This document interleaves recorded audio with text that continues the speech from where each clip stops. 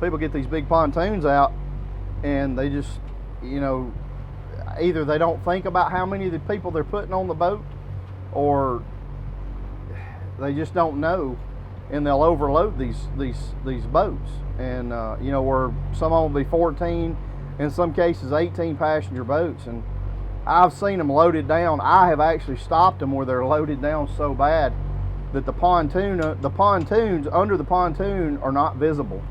That all you can see is the upper deck of the boat, and they've got water coming on it. They've got so many people on there. And that particular one, when we passed it and I saw how overloaded it was, I turned the lights on, and the driver of the boat pulled out of the throttle so quick the front end of the boat actually went underwater. We have to educate ourselves on the boating laws to the point to where we can recall them fairly quickly on what kind of violation we see.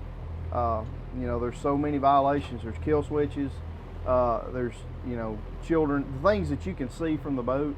You know, whether or not you see a child on the boat that looks to be too young to be without a life jacket. You know, how people are, you know, people that are anchored out, how they're reacting, how they're acting. Are they acting intoxicated? Are they acting under the influence?